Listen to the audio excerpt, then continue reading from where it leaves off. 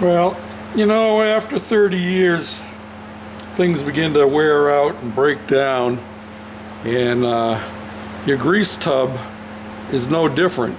The better grease tubs are the older ones, like the one I have up there on the shelf that I haven't even been using. I don't know if I've used much of it at all. I keep going back to the one that I am showing you now, and yeah, there it is, Valvoline. But let's take it down off there, just out of curiosity. This one is an older one, and the reason we can tell it's an older one because it has a cardboard tub. And you know, there's no cracks in that cardboard tub. And I have used it, but not a whole lot.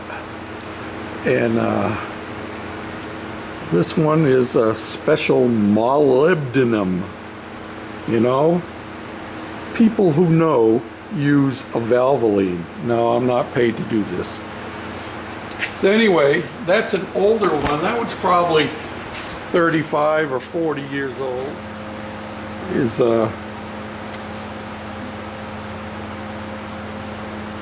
30 years old. Multi-purpose wheel bearing grease. That's why I got this one. I wonder if there's any date on it. Well, some of these things have dates on them. Well, it's new enough that it's in a plastic tub and it has a zip code on it. I bought it at Benny's, but you can't read the price anymore, and Benny's has since gone out of business. So anyway, all that is to say that sometimes they get to the point where you need to replace them. And as you can see, I have used this one a lot, and I've used it recently, and I have a couple extra couple extra bearing washers that I left down in there. But I think what I'm going to do, I'm going to put it in this tub. This one's brand new, 50% less fat and 33% fewer calories than regular grease. That's what it says. Well, so I'm gonna get my fingers dirty, and I'm just gonna take this. Whoa! Hard to do this even with two hands. And I'm just gonna dig it out of here. Put that one down while you're putting it in. Helps if you have steady hands, you know what I mean? Now the problem that I'm going to run into is I have my hands all greasy now, right? And I'm going to have to shut this camera off. See, even the bottom is all cracked out. Yep.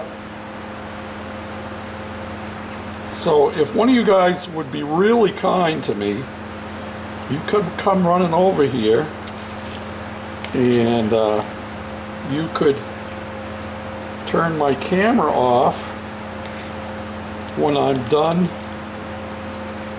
cleaning this grease out of this tub, so I can get on with my next project. Which the next project is, and I guess I could touch it because it won't much matter, it's going to get grease on it anyway. Oh, don't you love this? This is why you got to become a mechanic in the first place. Come on, admit it, you always wanted to be a grease monkey. And I still grease wheel bearings when I do them, not very often anymore, but I still grease wheel bearings the old-fashioned way.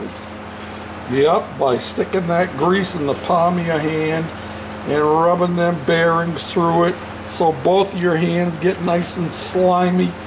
And I gotta tell you, when I first started, good to have a halfway dirty, clean rag. When I first got started tinkering with cars and stuff, when I was probably 15 or 16 years old, although I started driving actually before that.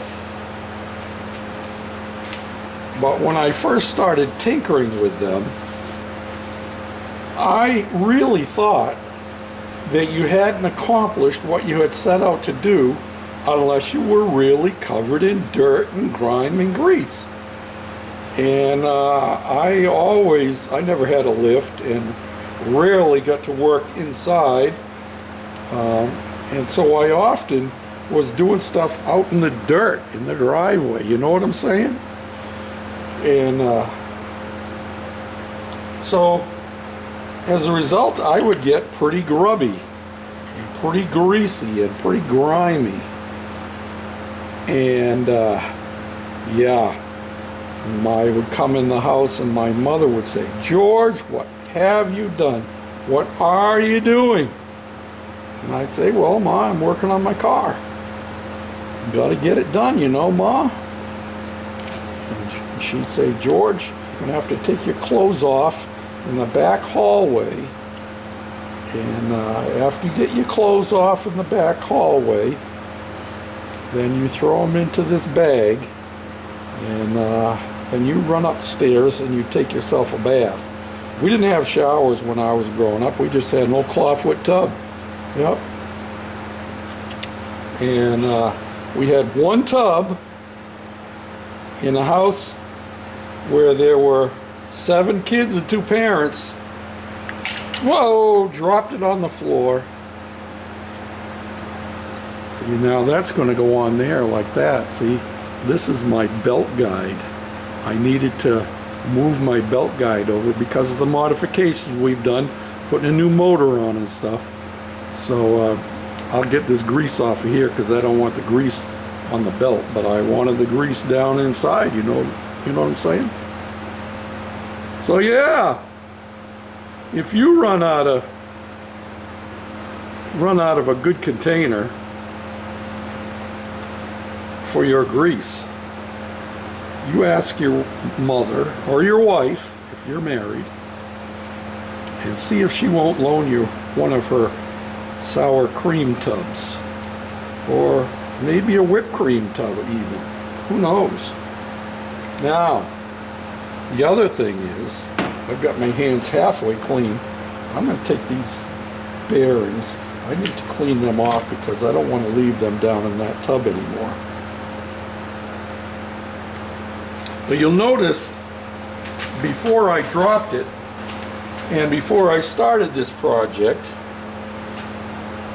I had this acid brush. That's what they call these. They call them acid brushes. Yeah, that's what they call them. Don't ask me to explain why. I'm sure it has something to do with acid. And not the kind that you would pop in pills back in the 60s. We won't get into that subject today.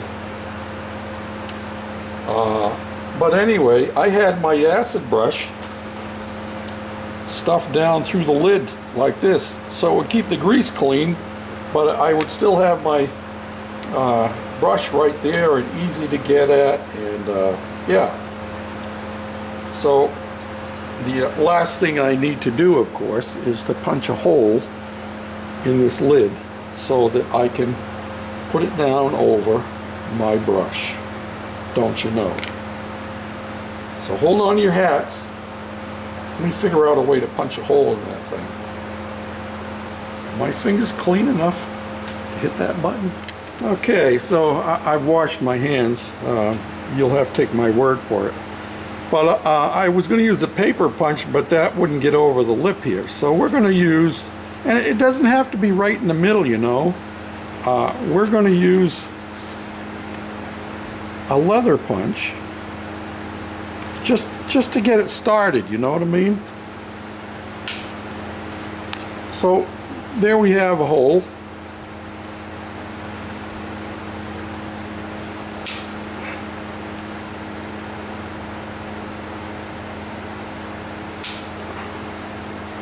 And you noted that the other punch was not exactly flawless in its way of being made, because the way I made this hole was, and I'll show you how I made that hole.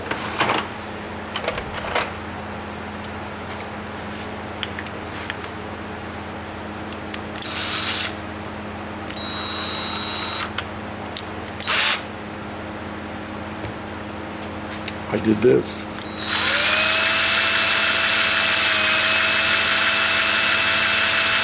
And I made the mistake, I think, of going too fast. 'Cause that's not too bad, actually, is it? You try doing the other side. Just don't go too fast is all. You let it cut it instead of melting it, you know what I'm saying?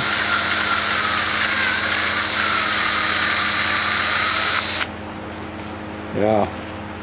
Still wants to melt it.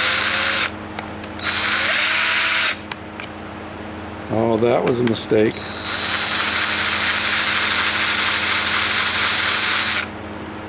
Well, you get the idea. We won't drag this out anymore. But there you have it. Well, I should probably wipe some of that grease off the top there, don't you think? So we don't have it all over us every time we open it. You know what I'm saying? And there you have it. Replacing your old, broken and cracked grease tub with a nice new one. Hopefully, it won't go sour. Bye for now. Yuck, yuck, yuck.